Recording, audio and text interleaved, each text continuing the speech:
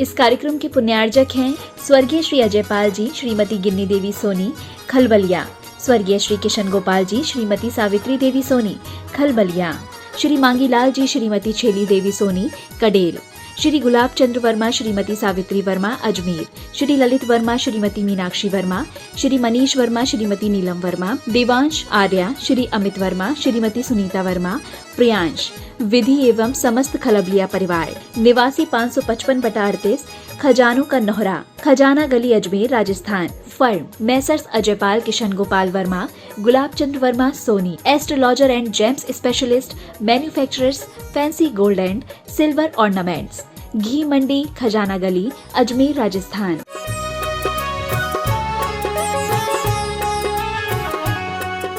जय श्री ओम नमः सिद्धेभ्यः। जय श्री ओम नमः सिद्धेभ्यः। सर्वमंगलमांगल्यम् सर्वकल्याणकारकम्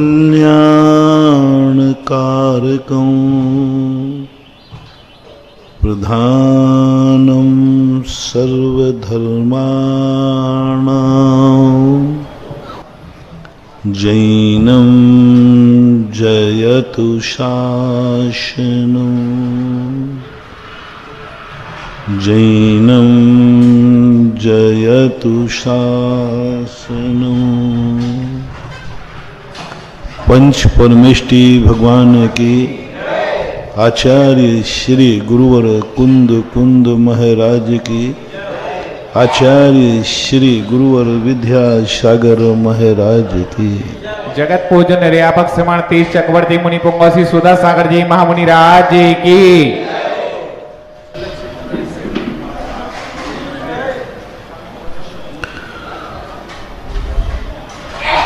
हर व्यक्ति यह चाहता है कि मेरे अंदर ऐसी शक्ति समर्थता जाग जाए कि मुझे किसी के अधीन न होना पड़े। श्रेष्ठतम व्यक्ति वह नहीं है जिसके साथ दुनिया है, जिसके साथ जितने लोग हैं समझ लेना वह व्यक्ति उतना ही कमजोर है। किसी भी तरफ से हो, जितने लोग आपके पास, जितने ज्यादा लोग आपके आगे पीछे हैं, समझ लेना एक कमजोर व्यक्ति की निशानी है, बहुत बड़ी कमजोरी है। जैसे राष्ट्रपति सबसे बड़ा आदमी है और सबसे कमजोर यदि है अपनी सुरक्षा करने में, कुछ नहीं कर सकते। उसकी सुरक्षा किसके अधीन है? स्वयं तो डंडा भी नहीं है, स्वयं के पास तो वो अपना एक, तुम श्रावक लोग तो एक लाइसेंस लेकर बंदूक रख सकते हो, जान माल की होती ना, वो रख सकते हो, लेकिन राष्ट्रपति के पास तो वो भी लाइसेंस नहीं। अब देखो क्या हालत है। एक श्रावक की सुरक्षा के लिए वो एक लाइसेंस लेकर बंदूक रख सकता है, राइफल रख सकता है, एक डंडा भी रख सकता है, लेकिन राष्ट्रपति कोई लाइसेंसदा बंदूक भी नहीं रख सकता। यानी वो अपनी जान बचाने के लिए भी उसको कोई अधिकार नहीं है। उसकी जान बचाएंगे तो सैनिक बचाएंगे, प्रोटोकॉल बचाएंगे, पुलिस वाले बचाएंगे, स्वयं नहीं बचा सकता। और जिसकी जान, जिसकी जिंदगी की सुरक्षा दूसरे के हाथ में हो, वो कहाँ तक सुरक्षित है ये विचारणीय है। जिस दिन किसी सैनिक और पुलिस का दिमाग खराब हुआ तो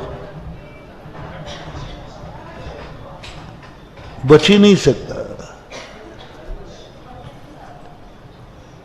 इंदिरा गांधी को जब मारा, इंदिरा गांधी के पास कुछ भी नहीं था। अपन सोचते हैं कि बड़ा आदमी है, इसके पीछे देखो कितना प्रोटोकॉल है, कितनी सुरक्षा व्यवस्था है, कितनी सुरक्षा व्यवस्था है।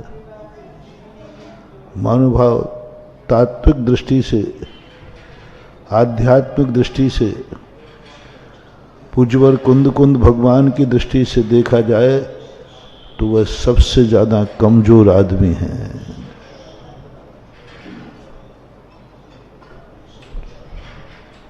तुम समझते हो कि बड़ा आदमी है, उसकी जिंदगी, जितने बड़े आदमी होते ना, एक साइकिल चलाने वाला साइकिल चला रहा है, उसकी जिंदगी किसके हाथ में है? साइकिल चलाने वाले। और बड़े आदमी एक गाड़ी में बैठे, मर्सिडीज गाड़ी में, 4 करोड़ की गाड़ी है, कितने की आती मुझे पता नहीं, अंदाज। सबसे महंगी गाड़ी कितने की मान रहे? 50-60 करोड़, चलो 5 करोड़। 5 करोड़ की गाड़ी में साइकिल 3000 रुपये में। अब 3000 व्यक्ति वाला साइकिल चला रहा है, उसकी जिंदगी उसके हाथ में, उसका ब्रेक उसके हाथ में, जहां चाहे खड़ी कर ले, जहां चाहे ब्रेक लगा दे। तेज चलाना तो तेज चलाए, कम चलाना तो कम चलाए। 5 करोड़ की मर्सिडीज गाड़ी वाले की जिंदगी किसके हाथ में? वो चाहे तो ब्रेक लगाए, और उसका दिमाग खराब हो गया तो ठोक देगा कहीं, स्वयं मरेगा और वो भी मर जाएगा तो। लेकिन उसकी तो कीमत कितनी? 25,000 रुपया देते हो, और क्या। बड़ी गाड़ी चलाने वाले ड्राइवर को 25,000 मिलते हो। उसकी जिंदगी 25,000 की थी, और 5 करोड़ की जिंदगी वाले की जिंदगी के कंट्रोल 25,000 वाले के पास है। मालिक कौन है? जिसकी गाड़ी है उसकी, या जिसके हाथ में जिंदगी है वो हो? फैसला करो। देखो, मैं तो कुछ बोलता नहीं, मैं तो बोल करके निर्णय तुम्हारे ऊपर छोड़ देता हूं। जो तुम मरे जा रहे हो कि मैं, मेरे मर्सिडीज गाड़ी, मूर्खो, साइकिल वाला कम से कम जिंदगी तेरे हाथ में है, ब्रेक तेरे हाथ में है। और 5 करोड़ की गाड़ी वाले का ब्रेक मालिक के हाथ में, उसकी जिंदगी। भली वो 5 करोड़ का मालिक है, जिंदगी तो 25,000 वाले के हाथ में है। यदि उसका दिमाग बिगड़ गया, लो साहब, तुम्हारी जिंदगी, तुम बने रहो 5 करोड़ के आसामी, लेकिन तुम्हारी जिंदगी तो 25,000 वाले व्यक्ति ने मिटा दी, मिटा दी। तुम्हारी जिंदगी तुम्हारे हाथ में थी। यही तो धर्म और राजनीति में, यही और भौतिकता में तो अंतर है। भौतिकवादी तुम्हें पराधीन बनाता है, पराधीन बना करके तुम्हें कुछ नहीं करना, सब नौकर करेंगे, सब करेंगे। और धर्म कहता है अपनी जिंदगी को पराधीन मत करो, जितनी स्वाधीन रहेगी वही जिंदगी तुम्हारी वात्सल्य हो। तुम स्वाधीन है, अपने हाथ में जिंदगी है, अपने हाथ में। जिस कार्य में अपने हाथ में जिंदगी हो, उससे बड़ा कोई शक्तिमान कोई हो नहीं सकता। पूज्यवार कुंद स्वामी ने बार बार कहा, मत अय्यासी बनो, मई अय्यास मत बनो, अंधे मत बनो। अपनी जिंदगी की हर क्रियाएं दूसरों के हाथ में मत सौंपो, स्वयं की जिंदगी स्वयं के हाथ में रखो। इसे गरीबी मत समझो, ये गरीबी मत समझो, ये जिंदगी की सुरक्षा का सवाल है। अरबों रुपया भी है और जिंदगी खतरे में है, तो अरबों रुपया किस काम के? और एक कौड़ी भी है, भिखारी के हाथ में कटोरा भी है, उसकी जिंदगी उसके हाथ में है, कौन अमीर है? अरबों रुपया हो करके भी जिंदगी खतरे में है, दूसरे के हाथ में। और एक कौड़ी भी है, जिंदगी अपने हाथ में है, तो वो है बादशाह है। मेरी जिंदगी मेरे हाथ में है, मेरे हाथ में जिंदगी है। और दूसरा नंबर, जब तुम, इसलिए कल मैंने कहा था, दुनिया के आधार पर अपनी जिंदगी का निर्णय मत करो, भीड़ में अपनी नीड़ स्थापित मत करो। ये मत सोचना कि मेरे साथ इतने लोग हैं, मेरे साथ सैनिक हैं, पुलिस है, कानून है, प्रजा है, परिवार है, सब कुछ। बंधु, यदि धर्म की सबसे बड़ी शुरुआत चाहिए है तो तुम एक बात, मैं तो ये देखा, पहला चिंतन ये कराया, तुम अपने आप को मानो कि मैं अकेला हूं। 12 भावना में क्या कराया? 12 भावना क्या है? अनित्य भावना सब क्षणभंगुर है, कोई किसी का नहीं है। जिसको तुम मान रहे हो कि ये धन मेरे पास है, कोई भरोसा नहीं है। जिस धन पर तुम जिंदा रह रहे हो, कोई यही धन तुम्हारी मौत का कारण बन सकता है। अनित्य अशरण, तुम किसकी शरण में जा रहे हो? जो शरण देने वाला है वही ठग लेगा तुम्हें। जो शरण देने वाला है वही कल तुम्हें गालियां देगा। जो शरण देने वाला है वही तुम्हें कल, जिसके भरोसे हो वही तुम्हें छोड़ के चला जाएगा।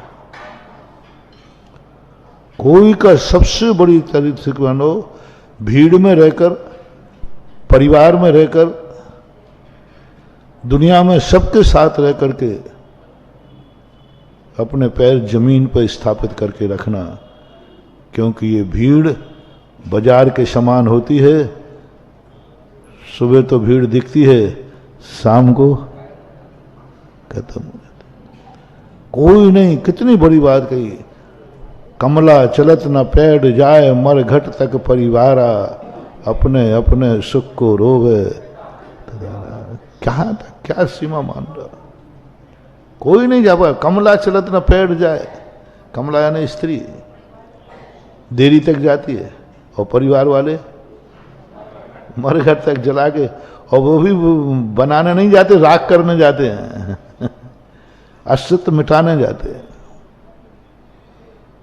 12 भावना पर जब मैंने चिंतन किया, गजब की उम्र, नमोकार मंत्र से ज्यादा ताकत 12 भावनाओं में। नमोकार मंत्र तो हमें भगवान के अधीन करता है, भगवान की शरण में भेजता है। नमोकार मंत्र पढ़ना सेकंड नंबर के व्यक्तियों का काम है। वो हमें सहारा देता है, घबराओ मत, भगवान अपने साथ है, घबराओ मत। पंच परमिष्टि है, यानी हमारी जिंदगी पंच परमिष्टि के अधीन हो गई। हम पंच परमिष्टि हमारी सुरक्षा करेंगे, ये मारेंगे नहीं तो पक्का है। लेकिन पराधीनता तो पराधीनता है, चाहे वो भगवान की हो, चाहे गुरु की हो, चाहे मंत्र की हो। पराधीनता तो पराधीनता है। कुंदकुंद स्वामी तो यही बात कहते हैं पूज्यवर के, नहीं, मैं मना नहीं कर रहा हूं पराधीनता, लेकिन श्रेष्ठतम मार्ग कौन सा है? श्रेष्ठतम, हम भगवान की शरण में जा रहे हैं तो श्रेष्ठ है? नहीं, सेकंड नंबर। फर्स्ट नंबर वो है जो अपनी जिंदगी में भगवान का भी सहारा नहीं लेते, जिन्हें हम तीर्थंकर कहते हैं। कई लोग कहते हैं महाराज जी तीर्थंकर नमोकार मंत्र क्यों नहीं पढ़ते? अरे भाई, वो मेरिट लिस्टेड आदमी है, अपन तो सेकंड क्लास है। मेरिट लिस्टेड आदमी, उन्होंने यही तो साधना की है। जब उनको वैराग्य हुआ, पहली बार तो उन्होंने कभी ना तो गुरु की शरण में गए, ना भगवान की शरण में गए, ना नमोकार मंत्र पढ़ा। क्योंकि वो ऐसी शक्ति जागरण करके लाए हैं, मुझे किसी की जरूरत ही नहीं है, पड़ेगी भी नहीं। कल के दिन अब आपदा आएगी तो भी मैं पराधीनता स्वीकार नहीं करूंगा।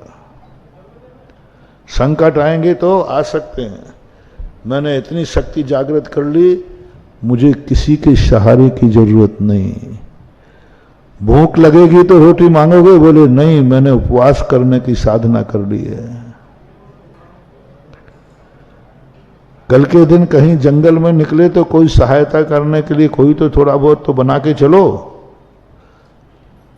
अरे भाई, तुम बिहार करोगे और कहीं जंगल में शेर चीता मिल गया तो बाबा जी तुम्हारे पास कुछ नहीं, थोड़े तो बना के चलो, टीकमगढ़ से थोड़े बहुत बना के, कम से कम 2-4 श्रावक तो साथ में बिहार। तो बोले नहीं करें तो क्या होगा? अरे जंगल में कोई शेर चीता आ गया तो बोले मैंने तैयारी कर ली है, शेर चीता आ जाए तो भी मेरी तैयारी है, मेरा कुछ नहीं बिगाड़ पाएंगे। क्या करें? मैं तो बड़े लोगों से बड़े परेशान हैं, कहने कि भगवान तुम किसी से बना के नहीं चल रहे, अरहंत भगवान से बना लो, सिद्धों से बना लो, कभी देखो वक़्त मौका में कभी काम आएंगे। ये दुनिया में है, दुनिया है, इस दुनिया में हैकड़ी किसी की नहीं रही। तो एक ही बात तीर्थंकरों की आत्मा कहती है, सुकौशल महाराज की आत्मा कहती है, यदि मैं किसी से बना के नहीं चलूं तो नुकसान क्या है? यदि मैं नमोकार मन नहीं पढ़ूं तो नुकसान क्या है? तुम्हें मैं इसलिए बता रहा हूं कि शायद तुम में ये बहादुरी आ जाए, मेरे में तो ये बहादुरी नहीं, मैं तो नमोकार मन पढ़ूंगा। मैं तो, अपन को 1 नंबर में आना ही नहीं है, अपन तो दूसरे नंबर ही ठीक है, बड़ी VIP सुविधा है, सुरक्षित है। लेकिन अब किसी किसी को शौक होता है, तो उन्होंने पूरी लिस्ट बनाई कि तुम किसी से बना के नहीं चलोगे तो तुम्हारे ऊपर ये संकट आ सकते हैं। तो प्रभु तीर्थंकर क्या कहते हैं, इन संकटों से निपटने की मेरी तैयारी है, आप क्या करोगे? शेर आ जाएगा, खा जाएगा, पूरी तैयारी है, मेरा कुछ नहीं बिगड़ेगा, चिंता। शेर आएगा, वो खाएगा, फिर चिल्लाओगे बचाओ बचाओ। इसलिए पहले ही से 2-4 श्रावक डंडे फंडे लेकर, बंदूक लेकर रख लो, बॉडीगार्ड, कि शेर आएगा वो तुम्हारे तक आ ही नहीं पाएगा, निपटा देंगे। तीर्थंकर कहते हैं, 4 बंदूकधारी की कस्टडी में सुरक्षित रहने की अपेक्षा शेर बिना भक्षण करे वो श्रेष्ठ है। गजब। अब बोलो, 4 बंदूकधारी रहेंगे तो आप सुरक्षित रहेंगे, नहीं रहोगे तो शेर खा जाएगा। तीर्थंकर ने क्या फैसला सुनाया? 4 बंदूकधारी की कस्टडी में रहने की अपेक्षा शेर भक्षण भी कर लेगा तो मेरा कुछ नहीं बिगड़ेगा, लेकिन 4 बंदूकधारी रख लेंगे तो हम फर्स्ट क्लास से सेकंड में आ जाएंगे, हमारा कुछ नहीं बिगड़ेगा, यहां सेकंड में आना पड़ेगा। ये है महान आत्मा है। और अपन कहते हाँ नहीं भैया, 4 नहीं 2-4 और रख देना,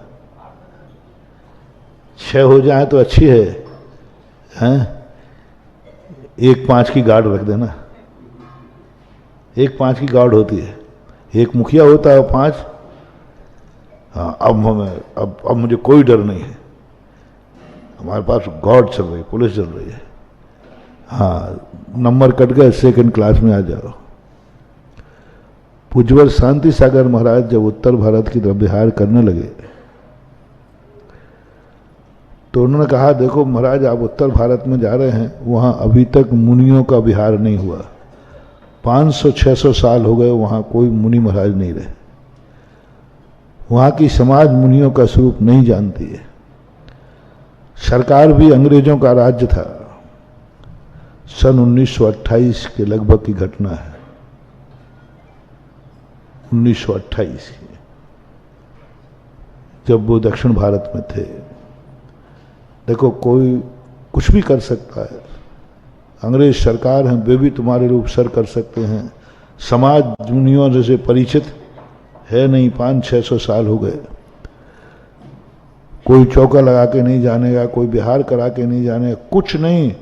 और ये और उत्तर भारत बदनाम था कि यहाँ के जैनी लोग हैं तो ज़्यादा पंडित हैं, कुतर की ओर हैं। ऐसा करो महाराज, आप एक आध देवता को सिद्ध कर लो, धरणेन्द्र पद्मावती को, बस धरणेन्द्र पद्मावती साथ चलेगी, सबको निपटाती जाएगी। पहले से ये यथार्थ घटना है, यथार्थ घटना निपटाती जाएगी। धरणेन्द्र पद्मावती सब व्यवस्था करेंगे, सबको कीलित कर देंगे, कोई तुम्हारे पर धूल भी नहीं फेंक पाएगा और आपका सारण बिहार होगा। अंग्रेज जब सब धरणेन्द्र पद्मावती, देवताओं के हाथ में क्या नहीं है, वो तो सब कुछ कर सकते। पहले से अवध ज्ञान लगा लेंगे, यहाँ कोई खतरा नहीं। जो है जैसे वो सरकार होती ना, अच्छे एसपी होते हैं, जब कोई किसी कार्यक्रम करना है तो पहले वो हिस्ट्री शीटरों को पहले बुलाते, आजा भाई तेरा खाना पीना थाने में है। क्यों भाई? क्योंकि तू बाहर रहेगा कुछ ना कुछ, तो उनको पहले ही थाने में खाने की व्यवस्था कर देते, भाई तुम 4 दिन यहीं बैठना, वो जान जाते हैं। ऐसे ही धरणेन्द्र पद्मावती हिस्ट्री शीटरों को अपने कब्जे में लेकर के कहें बैठ, चुपचाप बैठ, अभी हमारे महाराज बिहार कर रहे हैं। ये सलाह कितनी अच्छी थी। एक धरणेन्द्र पद्मावती को सिद्ध करना था और जिंदगी सुरक्षित, कहीं भी घूमो कहीं जाओ कुछ खतरा नहीं है। दिगंबर जैन मुनि महाराज पता नहीं क्यों इतने संकट सहन करते, इनकी तो इतनी ताकत है। दिगंबर मुनिराज चाहें तो एक सामयिक में सारे देवताओं को यहां हाथ जोड़ के खड़े हो जाएं। हाँ, इतनी ताकत है कि सारे देवता यहां नाचे बॉडीगार्ड बन करके, ड्यूटी दे में एक आदेश तो दे दे में वो कि ये देवताओं मुझे खतरा है। जैसे तुम लोग लगा देते ना एप्लीकेशन, एक वो थाने में, साहब मुझे खतरा है, पुलिस मुनि महाराज एक लगा के देखें एप्लीकेशन, देवताओं को चारों तरफ से देवता घेर लेंगे, सुरक्षा प्रदान करेंगे, इतनी ताकत है।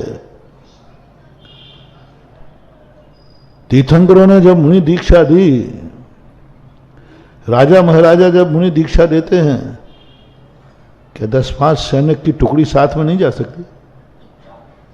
राजा हैं, ऋषभदेव तीर्थंकर थे, सभी ते राजा हुए।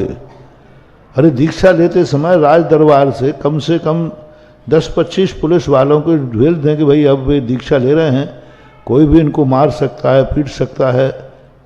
जब राजा साहब थे तब तो चारों तरफ सेना चलती थी, अब कोई मार देगा तो 10-25 पुलिस वाले यदि राजघराने से उनके परिवार के लोग लगा देवे तो क्या बुराई थी बताओ, क्या नुकसान था?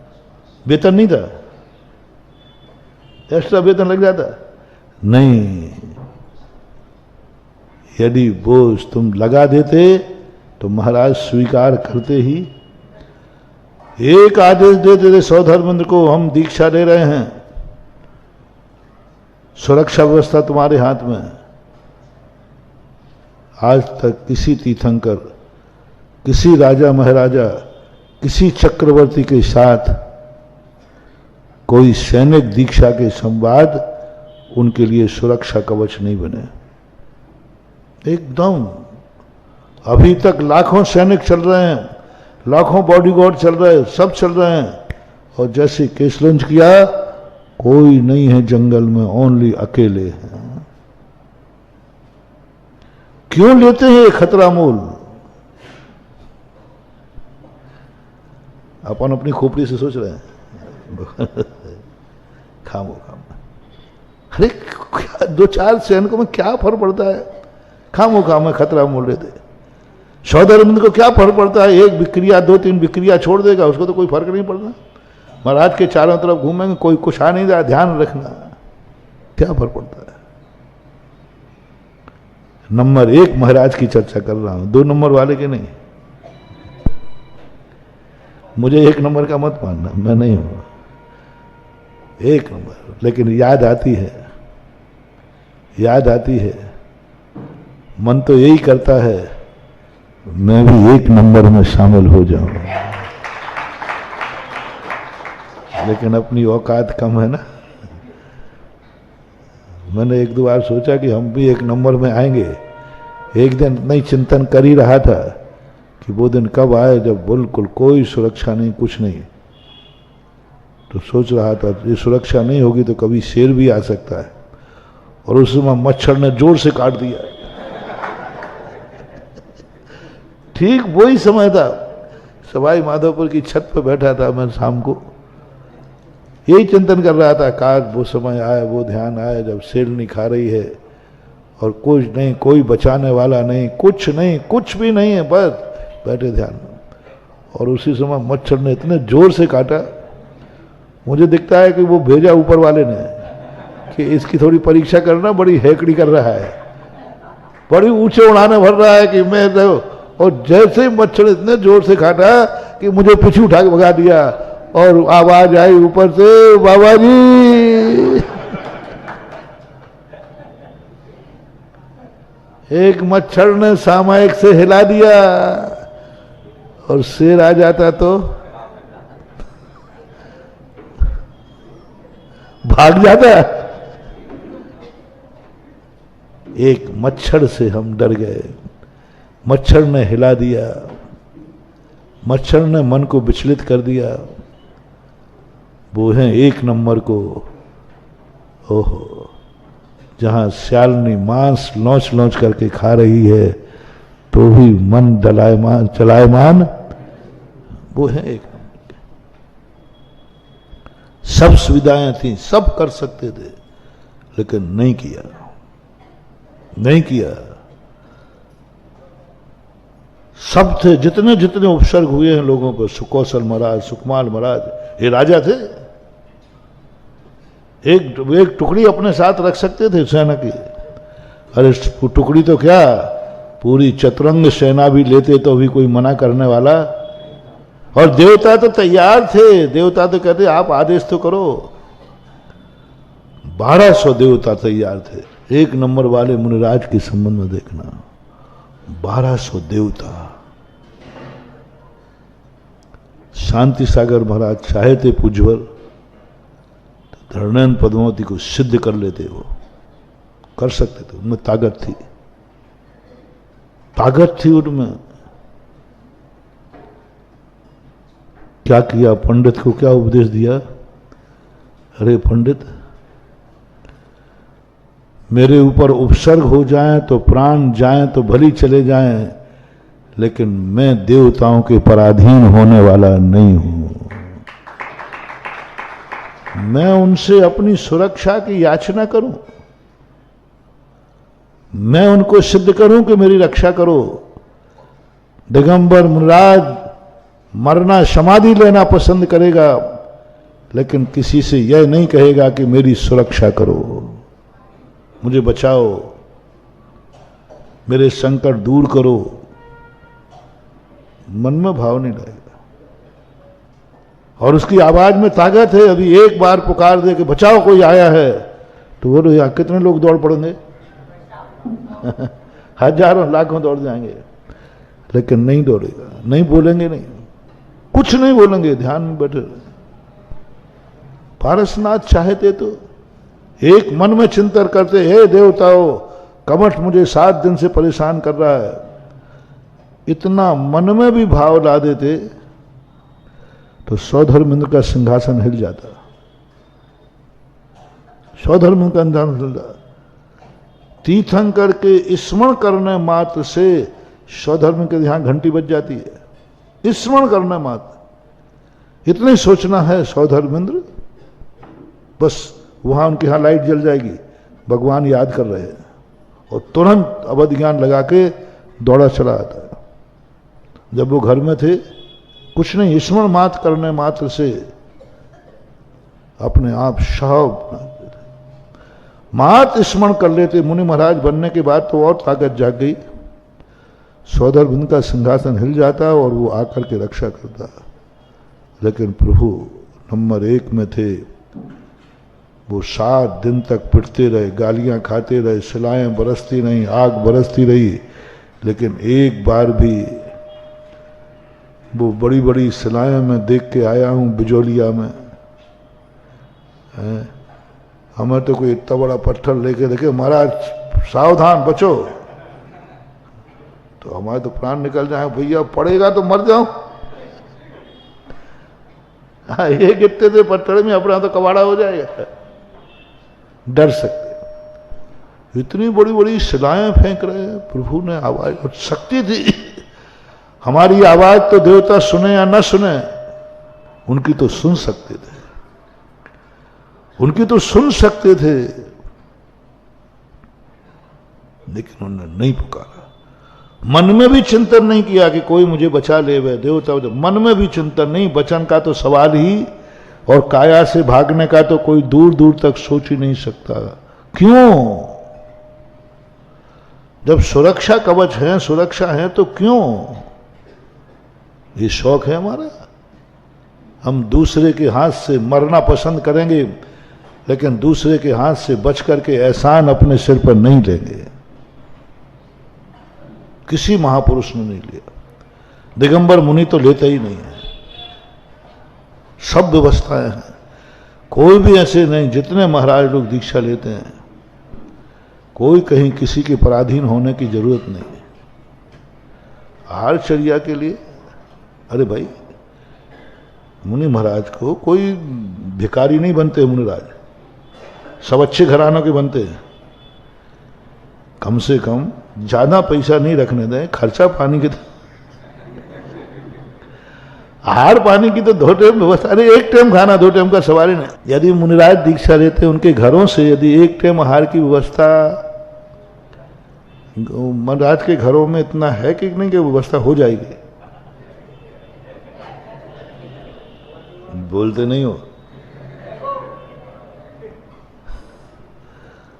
पर नहीं करने दी महावीर ने। बोले नहीं, घर की कोई व्यवस्था नहीं चलेगी, शेडेड नहीं होगा, व्यवस्थित नहीं होगा। निश्चिंत हो कि टिफिन तो आएगा ही आएगा। नहीं, आहार को निकलो, मिल जाए तो ठीक, नहीं मिल जाए तो ठीक। क्या मुनिराज की चर्या को क्या बना दिया, क्या थी, क्या है, क्या होना चाहिए।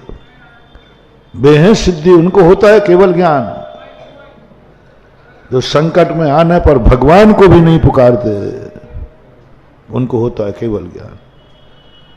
जो विविधाएं आदि नमोकार मंत्र भी नहीं पढ़ते हैं, उनको होता है केवल ज्ञान।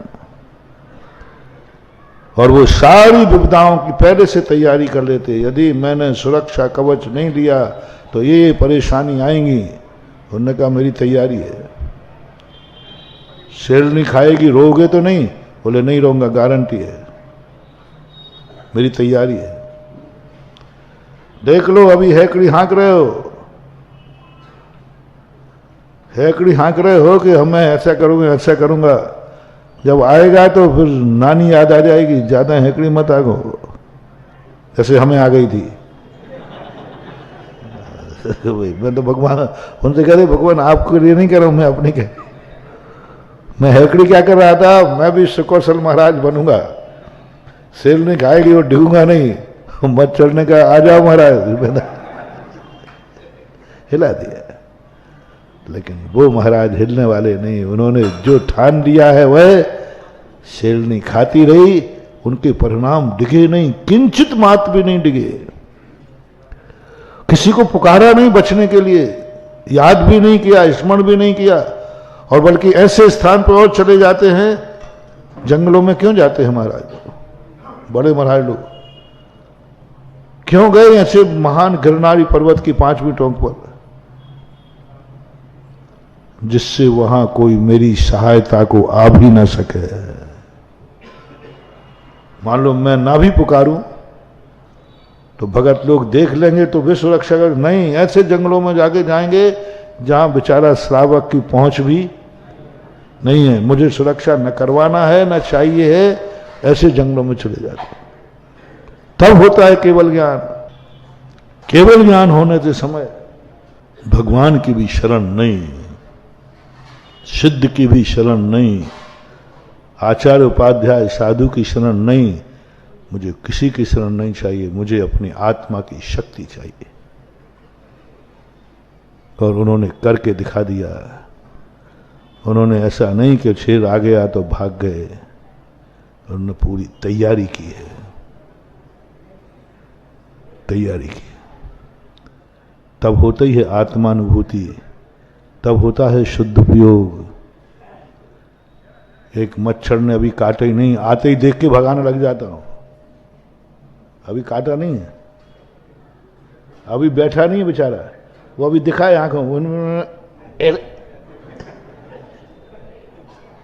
अरे भाई अभी बैठने तो दे, कुछ गलत तो नहीं बोल रहा हूं? मच्छर अभी सामने ही दिख रहा है, अभी बैठ। इन मक्खियां भगाने वालों को केवल ज्ञान होगा? नहीं होगा। मान लो, बहुत बड़ी बात, शक्ति बहुत जागरण करो। हम जितने अभी मैं बताऊंगा कि अपन शुरुआत कहां से करें, वहां तक अपन को पहुंचना है। ये मत समझो कि हमें सब तरफ से सहारा है, मैं एक आवाज लगाऊंगा सब मेरे साथ आ जाएंगे। ये तुम्हारी कमजोरी की निशानी है।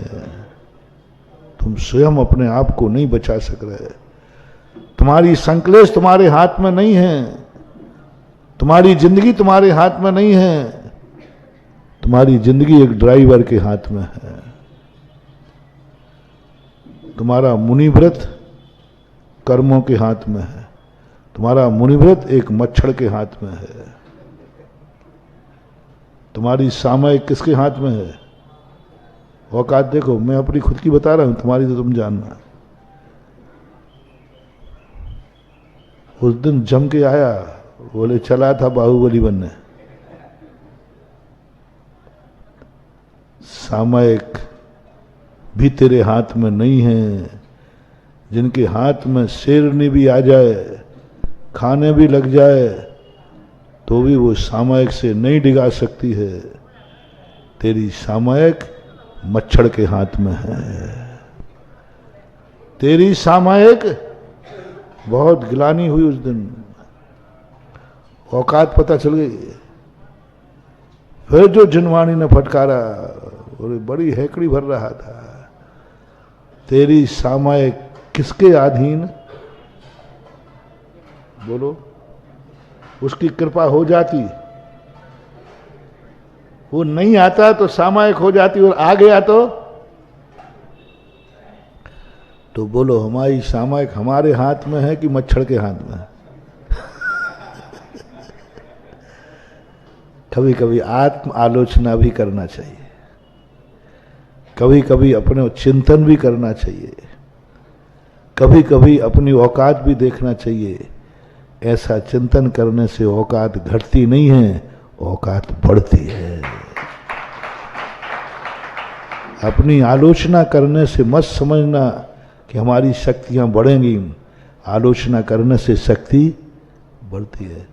प्रायश्चित को तप में रखा, आलोचना को तप में रखा। अपनी निंदा करना तप है, अपनी निंदा करना तप है। अपनी हैकड़ी दिखाना है, तुम समझते क्या हो मुझे? यह अहंकार है, ये सम्यक दर्शन का मद है, खत्म करेगा। अरे भैया मैं तो कुछ भी नहीं हूं, इससे सम्यक दर्शन बढ़ेगा। कभी कभी अपनी आलोचना करो, बहुत मजा आएगा, बहुत शक्ति बढ़ेगी। इतनी गिल्टी हुई उस दिन कि मैं मुनि बन गया। अंधों में काना राजा, श्रावकों के सामने दादागिरी दिखाता है, तुम्हारा गुरु, तुम क्या हो? कुछ नहीं, बैठ जाओ चुपचाप। हाँ, वो इसको बोलते अंधों में चल रही है। इतनी ग्लानि हुई उस दिन, भगवान मेरे हाथ में मेरी सामयिक भी नहीं है, मेरी सामयिक मच्छर के हाथ में है। मच्छर कृपा कर दे तो सामयिक हो जाए और वो पीछे पड़ वो पीछे पड़ जाए। ध्यान रखना, मच्छर में कम नहीं। जो मुनिराज की सामयिक हिला सकता है मच्छर, उसकी ताकत कितनी होगी बताओ भैया। कितनी ताकत एक मच्छर में, जो महाराज की सामयिक को हिला सकता है। वो तो काटा ही था, यदि नहीं हिलते ना तो सीधा नाक में घुसता, फिर क्या करते। एक बार हाथी और मच्छर में डिस्कशन हुआ। हाथी कहता है कि साहब मेरे में वो ताकत है कि मेरी ताकत के बराबर किसी नहीं। मच्छर कहता है साहब तुम्हारी कुछ भी ताकत नहीं है जो मेरे पास है। हाथी कहता है कि तेरे पास क्या ताकत है? मच्छर कहेगा। बोलो देखो गजराज, मुझे छेड़ो मत, मैं अपनी औकात पे उतर आऊंगा। तो क्या कर लेगा तू औकात पे उतर आएगा? देख सामने बस आ रही, क्या इसको पलटा सकता है? और मैं अभी जाऊं तो एक सूढ़ मारूंगा, बट पलट जाएगी। बोले साहब देखो तीख पे मत चढ़ाओ, मैं इस बोले बस जा रही, इसको पलटा सकता है क्या? बोले बस तो क्या, मैं ट्रेन ही पलटा दूं। हाथी कहता है ये तो बड़ी छोटी में बड़ी बात, करके दिखा। मच्छर कहता है देखो साहब गजराज जी, मत चढ़ाओ मुझे पानी पर, मत चढ़ाओ मुझे गुस्से पर, उसमें सवारियां बैठी हैं वो टीकमगढ़ की हैं, मत चढ़ाओ। उसने कहा तू करके दिखा। तू कर क्या लेगा, कुछ नहीं बिगड़ने वाला। हाथी तो जानता था ये करेगा क्या, बस को बोलो। उसने तीख पे चढ़ा, तू करके दिखा, तेरी औकात हो तो। बहुत अब तीख पे चढ़ाने के लिए तुम लोग बहुत आइटम जानते हो, एक बाप की औलाद हो, ये हो वो, पता नहीं क्या क्या कहते उसको चढ़ा दे। मच्छर ने कहा अच्छा ये बात है, लो अब देख लो गजराज। और वो गया, दौड़ कर गया मच्छर, और जहां टर्निंग पॉइंट था उसी समय ड्राइवर की नाक में घुस गया। और जैसे ही नाक में घुसा, अब गाड़ी पलटाना थी, ये तो कला है। एक मच्छर में गाड़ी को पलटाने की शक्ति है। एक मच्छर की औकात महाराज की सामयिक बिगाड़ दी, चलायमान कर देता है। अपन कहते हैं मच्छर, उस दिन पता चला कि मच्छर की ताकत कितनी है। लेकिन ये मच्छर की ताकत है, झूठ मत बोलना, मैं तो नहीं बोलूंगा, यह हमारी कमजोरी है। हम क्या कह रहे हैं? मच्छर की ताकत है नहीं, ये हमारी कमजोरी है। हमारी कमजोरी है कि हम मच्छर से प्रभावित हो गए। मच्छर ने काट लिया तो हमारी माला खत्म हो गई, मच्छर ने काट लिया हमारी सामयिक बिगड़ गई, मच्छर थोड़ा नाक में गया हम तिरमिला गए। ये मच्छर की ताकत नहीं है, ये हमारी कमजोरी का फायदा है। दिखाता उन महाराज को, सुकौशल महाराज को, कि नाक में घुस करके सुकौशल महाराज को काट के दिखाता, फिर चलायमान कर देता तो मच्छर जानता। अरे जिनकी सामयिक शेरनी नहीं मिटा पाई, जिनको सामयिक से शेरनी हिला पाई, उसे मच्छर क्या शेरनी नहीं हिला पाई। 3 दिन तक खाती रही, लौच लौच का, मरे हुए को नहीं, मरे हुए को नहीं, जिंदा को। सुकुमार महाराज को खाती रही, कुछ नहीं बिगड़ा। ये है गजब। मैंने कहा नमोकार मन तो पढ़ो, अरहंत भगवान को पुकारो तो सही। नहीं पुकारा, उन्होंने कहा नहीं पुकारूंगा, मर जाऊंगा, लेकिन भगवान की शरण भी नहीं, कोई की शरण नहीं, मुझे किसी का सहारा नहीं चाहिए। मैं वो औकात रखता हूं जो सदा अपने पैर जमीन पर रखता हूं। इसलिए जिसको तुम बड़ा आदमी कह रहे हो, धर्मशास्त्र उसे सबसे ज्यादा कमजोर कह रहे हैं। काहे का राष्ट्रपति है, जिसे अपनी सुरक्षा करने के लिए भी एक राइफल रखने का अधिकार नहीं है। इससे अच्छा तो तुम हो, कम से कम जान माल की बंदूक तो। मुझे पता नहीं राष्ट्रपति जान माल की बंदूक रख सकता है क्या? मुझे तो यही बताया गया कि नहीं रख सकता। क्या कभी राष्ट्रपति के पास बंदूक देखी? नहीं देखी। अरे कलेक्टर के पास ही नहीं रहती, वो तो राष्ट्रपति है। बंदूक किसके पास है? एसपी के पास। कलेक्टर के पास बंदूक नहीं होती, कमिश्नर के पास। और कहता बड़ा आदमी है। कोई मारने आ जाए तो वो एसपी को कहेगा पुलिस वाले को, और पुलिस वाला यदि दिमाग बढ़ गया बोले ठोक, तो तू क्या करेगा? ड्राइवर के हाथ में सेठ की जिंदगी है, क्या करोगे तुम? 10-20 हजार रुपए के व्यक्ति की कीमत बुद्धि और 5 करोड़ की गाड़ी वाले सेठ की जिंदगी की किसके हाथ में है? क्या मचा रखा है तुम लोगों ने? क्या अहंकार कर रखा है? 20,000 बुद्धि वाला व्यक्ति की अकल भी 20,000 की ही होगी, लेकिन उसके पास एक सेठ की जिंदगी उसके हाथ में है, ब्रेक उसके हाथ में है। चाहे तो 1 मिनट में सेठ जी को निपटा सकता है। काय का बड़ा आदमी है, इसकी जिंदगी 20,000 ड्राइवर के हाथ में है। महानुभाव, जैन दर्शन पूज्यवर कुंद कुंद स्वामी कहते हैं, अपनी जिंदगी जब जब दूसरों के अधीन करते जाओ, तुम्हारा जीवन दूसरों के अधीन होते जाए, समझ लेना संसार के तुम सबसे ज्यादा कमजोर आदमी होते जा रहे हो। शक्तियां क्षय होती है। इसलिए तपेश्वरी से राजेश्वरी और राजेश्वरी से क्यों नरक चला जाता है? ये बड़े बड़े राजा महाराजा जिनके पास सब कुछ था, नरक क्यों चले गए? आज कोई उनको बचाने वाला नहीं, क्योंकि ये इनकी जिंदगी दूसरों के हाथ में थी। जब जब तुम्हारी जिंदगी मोटिवेशन सूत्र लो, जब जब तुम्हारी जिंदगी का कोई भी चीज, तुम्हारा संकलेश, तुम्हारी शांति, तुम्हारी क्षमा, तुम्हारी सामायिक, तुम्हारी माला, तुम्हारा पूजा, तुम्हारा दान, तुम्हारा परिवार, तुम खुद, जब तुम्हें महसूस हो कि मेरी सुरक्षा फलाने के हाथ में है, समझ लेना तुम्हारी शक्तियां भस्म हो रही हैं, तुम्हारी शक्तियां खत्म हो रही हैं, तुम्हारा विल पावर डाउन हो रहा है, तुम्हारे बुरे दिन चालू होने वाले हैं, हो चुके हैं। क्योंकि हमारी शांति किसके अधीन? एक व्यक्ति ने एक गाली दे दी, क्या हो गया भाई? हैं? वो तो चला गया देके। अब रात भर कौन नहीं सो रहा है? उसने मुझे गाली दी, मैं भी देख लूंगा, मैं भी देख लूँ। कहो रात में बढ़ा जाए। शांति कितनी सस्ती?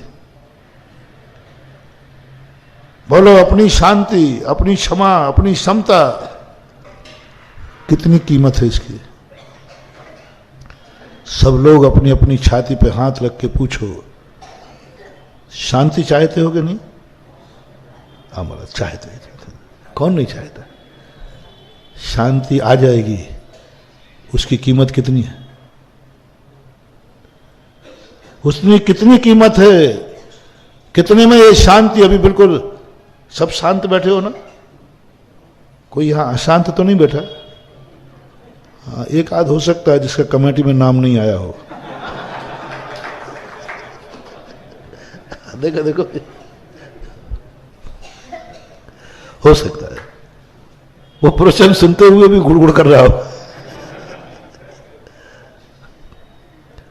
होता है, लेकिन बहुत आए तो यहां सब, अच्छा बोलो, यहां आए भी हो तो सब शांति के लिए आए हो क्या अशांति के लिए? बोल भाई। गुजरात वालों ने भी कह दिया शांति के लिए, सब शांति के लिए आते। और मैं भी मुनि काय के लिए बना हूं, हम भी तुम्हें शामिल कर दें, अपन सब एक ही है। हाँ, शांति चाहिए है, शांति के लिए तुम आए हो, और हमने शांति का प्रवचन दिया है। इस शांति कितने देर टिकेगी और इसकी कीमत कितनी है? 1.5 घंटे प्रवचन दिया है और तुम्हें बड़ी मुश्किल से तुम्हारी चाहत पूरी हुई है और तुम्हें शांति मिली है कि नहीं? बोलो, प्रवचन सुन के शांति मिलती है कि नहीं? नहीं, अशांति मिलती हो तो नहीं दूंगा भाई मुझे कोई। देखो, मैं भी यही चाहता हूं कि भाई हम कोई 2 लोगों को शांति दे सकें। प्रवचन का भाव क्या रहता है? सब लोगों को सब कसाय से रहे। तो मेरी तो यही भावना रहती है, सुखी रहे सब जीव जगत के, कोई कभी ना घबरावे, बैर पाप अभिमान छोड़ जग, नित्य नए मंगल गावे। हर वक्ता का यही अभिप्राय है, चाहे वो भगवान हो। तीर्थंकरों ने भी यही भावना की थी कि नहीं? चाहे हम हो, चाहे आप हो, जब भी किसी को कोई समझाओगे तो यही भाव है, इसको शांति मिले, और मिलती भी है। प्रवचन सुनने के बाद थोड़ी शांति मिलती है कि नहीं? हाँ, हमारे आचार्य महाराज ने लिखा है, संतों की संगति से संत बने या न बने, संतोषी जरूर बन जाता है। पूज्यवर की ये पंक्तियां शांति देती और आपको मिलती भी है शांति, इसमें मुझे कोई संदेह नहीं है। आप बड़े गौर से प्रवचन सुनते हो और आपको बहुत अच्छा लगता है। अच्छा नहीं लगता तो तुम आते ही नहीं, अच्छा नहीं लगता तो तुम प्रवचन सुनते ही नहीं। प्रवचन सुनना बता रहा है कि तुम्हें कुछ अच्छा, तुम्हारे मन में कुछ भाव है कि चलो 2 शब्द सुन लो, शांति में। मुझे इस पे बहुत बहुत मैं अपने आप को थैंक्स कहता हूं। तो मैं नहीं कहा अभी, मैंने अपने आप को कहा, कम से कम मैं तुम्हें 2 शब्दों से शांति दे सका, मैं तुम्हें थोड़ा सा प्रकाश दिखा सका, मैं तुम्हें सत्य कुछ बचा सका, धर्म की 2 बातें कह सका। इस पर मुझे अपने आप को थैंक्स कहना चाहिए। मुझे खुशी है कि मेरी जो भावना थी वो मैं कह सका, और इस बात की खुशी है कि जो मैंने चाहा था वो तुमने ले भी लिया, तुम्हें मिल भी गई। टीकमगढ़ वालों से मैं इस समय बड़ा खुश हूं। पहली खुशी तो मेरे लिए कि मैंने टीकमगढ़ वालों को काबू कर लिया। तुम ताली बजाओ, मैं पीठ ठोक रहा हूं। अरे भाई, किसी भी चीज पे सफलता का आनंद मनाना अहंकार थोड़ी है। मान लो तुम किसी व्यापार में सफल हो गए या एक बच्चा अच्छे नंबरों से पास हो गया तो वो आनंद मना रहा है, तो क्या वो अहंकार है? टीकमगढ़ समाज सब एक झंडे के नीचे आनंद में आ गए, काबू में आ रही, ये अहंकार नहीं है,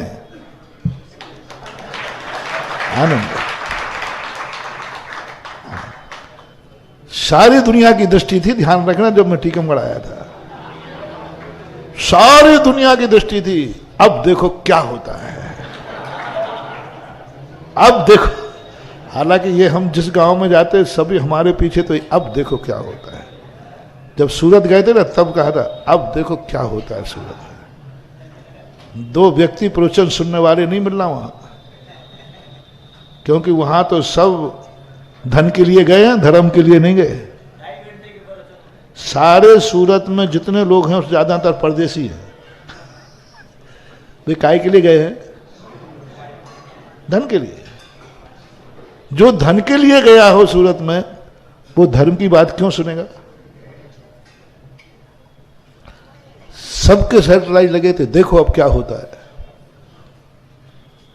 बताओ रे सूरत वालों, क्या हुआ है? मैदान कम पड़ गया, और अब तो मंदिर भी कम पड़ रहे हैं। टीकमगढ़ में सब सैटेलाइट, सब तरफ से, बिल्कुल। जो यहां रिश्तेदार रहते ना, दिन में 3 बार फोन, भैया आज क्या हुआ, आज क्या हुआ, बोली मोली कुछ गई है कि नहीं। बोलियों पर इतने फोन लोगों से, अरे भाई कुछ हुआ कि नहीं, क्या हुआ, देखो अब क्या होता है, देख लो रे सारी दुनिया क्या हुआ है।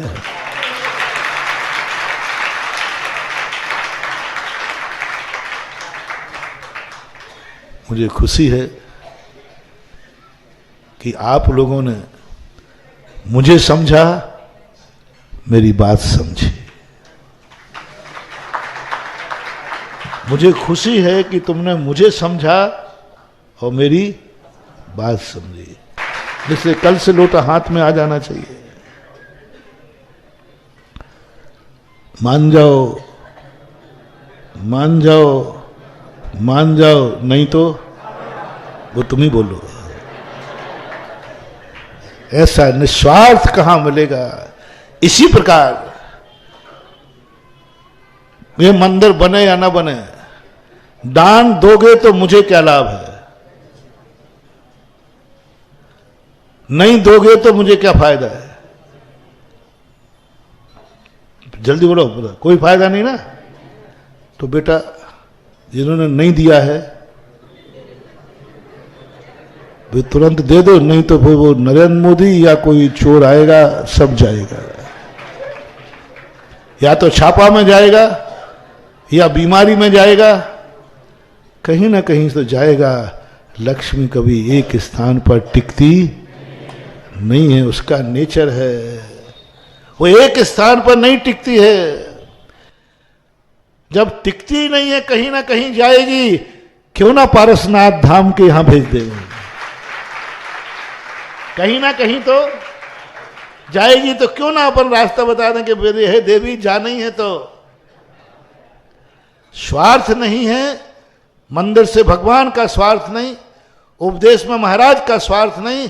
अब मत चूकना, अब मत चूकना। जब महाराज को लाभ नहीं, भगवान को लाभ नहीं, इसका अर्थ है लाभ तो किसी ना किसी को तो है। तो किसको है? देने वाले को है। इसलिए जो अभी जो बहुत दिनों से वो चाबी नहीं खुली हो, जंग लग जाती है, तो एक की चाबी आती है, की चाबी उससे खुलवा लेना। वो भी नहीं लगे तो तोड़ देना। लेकिन हम तो अब दान दे के रहेंगे, क्योंकि निस्वार्थ दान है। नहीं टूटे तो क्या करें। अब जब हम वो तुम्हारा खजाना खोला ना यहाँ का 170 साल पहले का, तो हम कहे चाबी कहाँ है? बोले चाबी महाराज, चाबी ही नहीं थी। दूसरी चाबी मिलवाने वाला बोला, वो कहता ये चाबी मिला के हम जानते ही नहीं। और ताले में भी जंग लग चुकी थी, तो फिर क्या करना पड़ा? तोड़ करके भी निकाला माल। ऐसा ही ऐसा ही ऐसा ही जिस तिजोरी की चाबी गुम गई हो, ताले में जंग लग गया हो, तो क्या करना है? तोड़ करके और सीधा दान दे दो। क्योंकि वक्ता में और भगवान में कोई स्वार्थ नहीं है। महावीर भगवान की। इस कार्यक्रम के पुण्यार्जक थे स्वर्गीय श्री अजयपाल जी, श्रीमती गिन्नी देवी सोनी, खलबलिया। स्वर्गीय श्री किशन गोपाल जी, श्रीमती सावित्री देवी सोनी, खलबलिया। श्री मांगीलाल जी, श्रीमती छेली देवी सोनी, कडेल। श्री गुलाब चंद्र वर्मा, श्रीमती सावित्री वर्मा, अजमेर। श्री ललित वर्मा, श्रीमती मीनाक्षी वर्मा। श्री मनीष वर्मा, श्रीमती नीलम वर्मा। देवांश आर्या, श्री अमित वर्मा, श्रीमती सुनीता वर्मा, प्रियांश। विधि एवं समस्त खलबलिया परिवार, निवासी 555/38, खजानों का नोहरा, Khazana Gali, Ajmer, Rajasthan. Firm Messrs Ajaypal Kishan Gopal Verma, Gulab Chandra Verma Soni, astrologer and gems specialist, manufacturers, fancy gold and silver ornaments. Ghee Mandi, Khazana Gali, Ajmer, Rajasthan.